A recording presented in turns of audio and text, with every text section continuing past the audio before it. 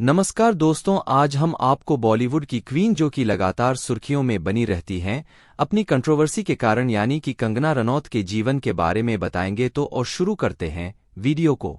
Bollywood actress Kangana की पहचान उनकी एक्टिंग से तो है ही, साथ ही वह बॉलीवुड माफियाओं को एक्सपोज करके सबकी सामने लाने वाली एक बहादुर एक्ट्रेस के तौर पर भी जानी जाती है।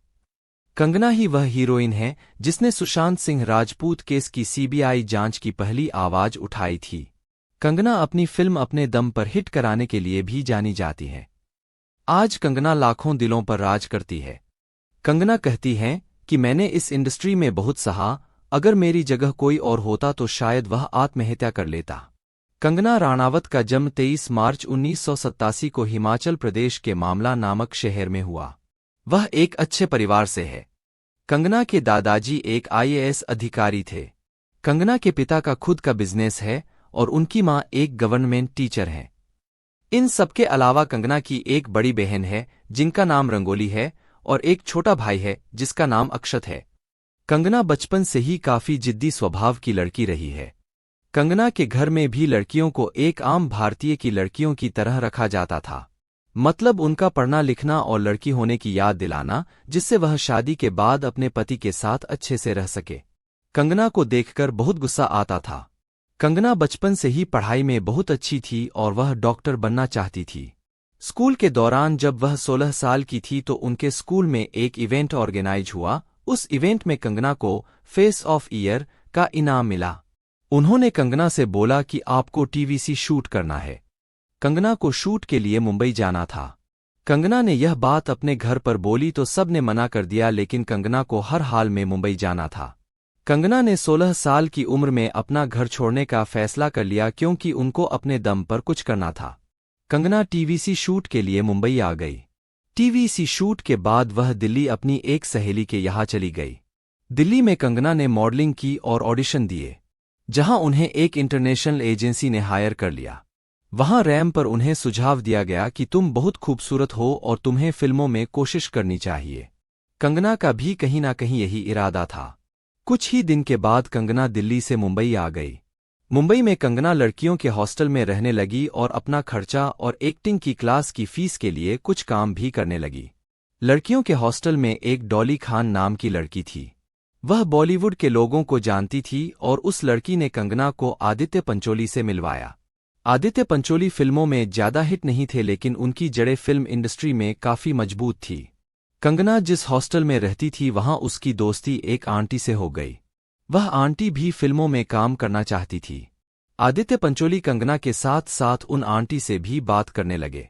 आंटी आदित्य पंचोली से बात करके काफी खुश थी। उनको लगता था कि आदित्य उनको फिल्मों में काम दिलवा देंगे। आंटी ने कंगना से बोला कि हम अलग फ्लैट ले लेते हैं जिसका किराया हम आपस में बांट लेंगे। आदित्य ने कहा कि मेरा एक फ्लैट खाली पड़ा है, तुम लोग उसमें शिफ्ट हो जाओ। कंगना आंटी के साथ फ्लैट में शिफ्ट हो गई तो आदित्य ने आंटी से लड़ाई कर ली और उनको भगा दिया और कंगना को उसने फ्लैट में लॉक कर दिया। वहां उसने कंगना को गाड़ी, ड्राइवर और स्टाफ भी दिया, लेकिन कंगना वहां अपनी मर्जी से वह कुछ नहीं कर सकती थी। उनकी एक एक कदम की खबर आदित्य को दी जाती थी। कंगना को वहां हाउस अरेस्ट कर लिया गया था। वह बाहर ऑडिशन देने पर आदित्य से परमिशन लेकर जा सकती थी। इसके बाद वह कंगना को जबरदस्ती पार्टियों में ले जाने लगा और उन्हें धोखे से ड्रग्स देने लगा। अगर कंगना उससे कुछ बोलती तो वह कंगना को मारने को तैयार हो जाता। कंगना वहां बुरी तरह फंस गई थी क्योंकि अगर वह यह बात अपने घरवालों को बताती तो वह भी हिमाचल के एक छोटे से शहर से मुंबई के इन बड़े बड़े माफियाओं का क्या करते, और अगर वह हिमाचल से मुंबई कंगना की सहायता को आते तो मुंबई में उनकी जान को खतरा होता। आदित्य कंगना को लेकर ऐसी पार्टी में जाया करता जहां दुबई और भी बड़े बड़े शहरों से लोग आते थे। वहां कंगना को वह उन सबके बीच बैठाकर बाहर चला जाता था। कंगना को अब यह डर भी लगने लगा कि कहीं आदित्य उसे दुबई वगैरह में बेच न दे। 3-4 महीने बाद कंगना को एक फिल्म में ब्रेक मिल गया। यह कंगना की पहली फिल्म 2006 में अनुराग बसु की गैंगस्टर थी। इस फिल्म के डायरेक्टर अनुराग बसु को कंगना ने पूरी बात बता दी थी। इसके बाद अनुराग बसु ने कंगना की काफी मदद की और उन्होंने कंगना को कई दिन अपने ऑफिस में छुपा कर रखा। यह फिल्म करने के बाद कंगना ने आदित्य का फ्लैट छोड़ दिया और एक अलग किराए पर घर ले लिया। आदित्य ने कंगना के घर की डुप्लीकेट चाबी बनवाई हुई थी और वह जब मर्जी हो तब कंगना के घर आ जाता, उसे पार्टियों में ले जाता, अजीब अजीब तरह के नशे कराता। आदित्य कंगना को ऐसे इंजेक्शन देता जिससे वह मानसिक रूप से बीमार हो जाए। कंगना बताती है कि मैं मानसिक रूप से बीमार भी हो जाती थी। एक दिन कंगना आदित्य के घर उनकी पत्नी के पास पहुंची और उसने आदित्य द्वारा किया गया सारा टॉर्चर बताया, तो उनकी बीवी ने बताया कि हम आपकी कोई मदद नहीं कर सकते, हम लोग खुद उस इंसान से बहुत डरते हैं। कंगना ने बोला मैं पुलिस में जाऊंगी, तो आदित्य की पत्नी ने बोला आपको जो अच्छा लगे वह करो। फिर एक दिन कंगना रात को नशे की हालत में घर की खिड़की से कूदकर और भागकर पुलिस स्टेशन पहुंची। उन्होंने पुलिस को सारी बातें बताई। पुलिस ने वही आदित्य पंचोली को बुलाकर बोला कि तुम इस लड़की से दूर रहो, अगर इस लड़की को कुछ भी हुआ तो उसके जिम्मेदार तुम्हारी होगी। पुलिस की धमकियों के बाद आदित्य ने कंगना से दूरी बना ली। मुंबई आने से पहले कंगना ने दिल्ली में कुछ थिएटरों के नाटकों में भी काम किया। मुंबई आकर कंगना ने आशा चंद्रा नामक स्कूल में एक्टिंग का कोर्स किया। गैंगस्टर फिल्म के लिए ऑडिशन देने गई तो उनका ऑडिशन तो बहुत अच्छा रहा, परंतु जो फिल्म में रोल था वह एक बच्चे की मां का था। फिल्म के प्रोड्यूसर महेश भट्ट ने कहा कि तुम अभी इस रोल के लिए छोटी हो और इस रोल के लिए चित्रांगना को साइन किया गया, परंतु व्यक्तिगत कारणों की वजह से चित्रांगना वह रोल नहीं कर पाई। इसके बाद कंगना को इस रोल को करने के लिए बुला लिया गया। उनका रोल काफी मुश्किल था। 18 साल की हीरोइन के लिए यह रोल काफी चुनौती भरा था, लेकिन कंगना ने इस रोल को बखूबी निभाया। वह इस फिल्म में 18 साल की लड़की नहीं 28 से 30 साल की एक औरत लग रही थी। इस रोल से कंगना को बहुत तारीफ मिली और फिल्म बॉक्स ऑफिस पर भी हिट हुई। इस रोल के लिए कंगना को बेस्ट फीमेल डेब्यू का अवार्ड भी मिला। इसके बाद उन्हें राज द मिस्ट्री कंटिन्यूज में काम मिला। वह जब यह फिल्म कर रही थी तब द इंडियन एक्सप्रेस में एक आर्टिकल छपा जिसमें यह बताया गया कि कंगना उसी तरह की फिल्में कर रही हैं जिसमें कैरेक्टर को दिमाग संबंधी बीमारी हो। इसके बाद 2011 में उनकी फिल्म तनु वेड्स मनु सुपरहिट साबित हुई। इस फिल्म ने बॉक्स ऑफिस पर 70 करोड़ का बिजनेस किया। इस फिल्म के बाद उनको एक सुपरस्टार बोला जाने लगा। इस फिल्म के बाद उनकी कुछ फिल्म फ्लॉप रहीं, लेकिन तनु वेड्स मनु रिटर्न्स और क्रिश 3 की सुपरहिट रही। लेकिन सफलता की बुलंदियों पर कंगना तब पहुंची उन्होंने अपने जीवन की सबसे बेहतरीन फिल्म क्वीन की। क्वीन फिल्म जिसने भी देखी वह कंगना के अभिनय का कायल हो गया। वहीं से कंगना बॉलीवुड की क्वीन बोली जाने लगी। कंगना की क्वीन मूवी उन्होंने अपने दम पर सुपरहिट कराई थी। इसके लिए कंगना को बेस्ट एक्ट्रेस का नेशनल अवार्ड और फिल्म फेयर अवार्ड भी मिला।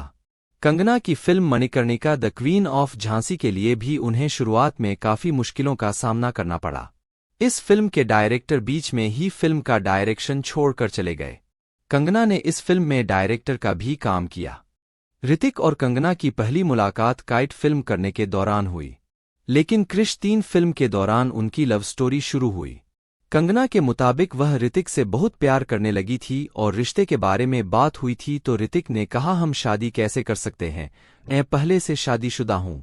कुछ दिन बाद ऋतिक की पत्नी ने ऋतिक को तलाक दे दिया।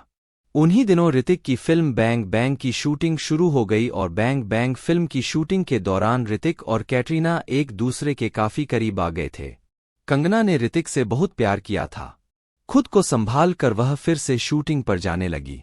उसी समय कंगना की फिल्म क्वीन रिलीज हुई जो एक सुपरहिट फिल्म थी। कंगना की जिंदगी में ऋतिक ने फिर से आना चाहा, परंतु कंगना के तीखे सवालों से ऋतिक को काफी गुस्सा आ जाता था और यह रिश्ता आगे नहीं जा पाया। ऋतिक को डर था कि कंगना कहीं अपनी तरफ से इस रिश्ते को लोगों को ना बता दे, इसलिए ऋतिक ने पहले ही कंगना के बहुत से ईमेल पब्लिक कर दिए। कंगना ने कहा कि ऋतिक केवल मुझे बदनाम करना चाहते हैं। ऋतिक से प्यार के बाद उनकी लड़ाई से वह मानसिक रूप से बीमार हो गई थी। कंगना ने एक इंटरव्यू में बोला कि जितना यह लोग बाहर से अच्छे दिखते हैं उससे कहीं ज्यादा यह इंडस्ट्री वाले अंदर से गंदे हैं। यह लोग दिखते अलग हैं लेकिन हकीकत कुछ और होती है। इनमें अच्छे इंसान बहुत कम मिलेंगे, ज्यादा माफिया, फायदा उठाने वाले और नीचा दिखाने वाले लोग हैं। कंगना की बड़ी बहन पर देहरादून में 2 गुंडों ने एसिड फेंक दिया था, जिसकी वजह से उनके चेहरे, सीने और गले पर गहरे घाव हो गए थे और उनकी एक आंख लगभग खराब हो गई है। उनकी बहन की 57 सर्जरी के बाद उनके चेहरे को काफी हद तक ठीक किया गया है। कंगना ने ही मुंबई लाकर उनका इलाज करवाया। कंगना की बहन अभी भी कंगना के साथ रहती हैं और उनके सारे काम देखती हैं। कंगना को कुकिंग का बहुत शौक है। कंगना का सपना है कि एक दिन उनका खुद का कैफे होगा। कंगना जब लड़कियों के हॉस्टल में थी तो वहां उन्हें सिगरेट पीने की आदत पड़ गई थी। बाद में उन्होंने सिगरेट पीना छोड़ दिया। कंगना रनौत ने यह तय किया है कि वह अब ऐसी फिल्म नहीं करेंगी जिसमें उन्हें लीड एक्टर से कम पैसा मिले। कंगना को कोई रुचि नहीं है कि वह किसी बड़े एक्टर के साथ काम करें। उन्हें अच्छे रोल प्ले करने में इंटरेस्ट है। कंगना को मणिकर्णिका मूवी के लिए वजन बढ़ाना था। उस समय कंगना ने उस किरदार को प्ले करने के लिए दूध और अंडों का काफी सेवन किया था। कंगना ने मणिकर्णिका फिल्म में सारे स्टंट सीन खुद ही करे हैं। कंगना की फिल्म रिवॉल्वर रानी की शूटिंग चंबल में हुई थी। चंबल में एक बार वो डाकुओं के गन पॉइंट पर भी थी पर कैसे भी करके बच गई। कंगना ने उनकी सुपरहिट फिल्म क्वीन में खुद ही डायलॉग लिखे थे। कंगना कहती है कि ज्यादातर अवार्ड फंक्शंस फ्रॉड होते हैं। वह कहती है कि अगर उन्हें कभी ऑस्कर भी मिलेगा तो भी वह उसे लेने नहीं जाएगी। वह सिर्फ नेशनल अवार्ड जो सिर्फ दूरदर्शन पर मिलते हैं उसमें ही जाएंगी। कंगना ने 3 नेशनल अवार्ड भी जीत रखे हैं। कंगना रनौत की कुछ यादगार फिल्में हैं, जैसे कि उन्होंने 2019 में मेंटल है क्या, 2008 में फैशन, 2017 में सिमन, 2017 में ही रंगून, 2006 में वो लम्हे, 2010 में once upon a time in Mumbai, 2015 में कट्टी बट्टी, 2013 में शूट आउट एट वड़ाला, 2007 में लाइफ इन मेट्रो, 2014 में उंगली, 2009 में एक निरंजन, 2011 में मिले ना मिले हम, 2010 में नो प्रॉब्लम, 2009 में वादा रहा, 2011 में रास्कल, 2011 में ही डबल धमाल, 2013 में रज्जो, 2012 में तेज, 2010 में नॉकआउट इन फिल्मों में काम किया है। किसान आंदोलन के दौरान कंगना रनौत ने एक ट्वीट किया था जिसमें उन्होंने लिखा था कि जो बुजुर्ग किसान औरतें हैं वह 100 रुपये लेकर लाई गई हैं। इससे उन्हें काफी मुश्किलों का सामना करना पड़ा। इसके लिए कंगना को काफी ट्रोल भी किया गया और कुछ पंजाबी सिंगरों के साथ उनके ट्विटर पर लड़ाई भी हुई। हाल ही में लोकसभा चुनाव 2024 में हिमाचल के मंडी से कंगना रनौत को बीजेपी की तरफ से टिकट भी दिया गया है। कंगना की जिंदगी से बहुत कुछ सीखने को मिलता है। सपने जो भी हो, लेकिन उनको पूरा करने के लिए दिल जिद्दी होना चाहिए। दोस्तों, अगर आपको हमारे द्वारा दी गई जानकारी पसंद आई हो तो हमारे चैनल को जरूर सब्सक्राइब करें, वीडियो को लाइक और शेयर करें, और अगर आपके पास कोई और जानकारी हो जो हम नहीं बता सके तो कृपया हमें कमेंट बॉक्स में जरूर बताएं। धन्यवाद।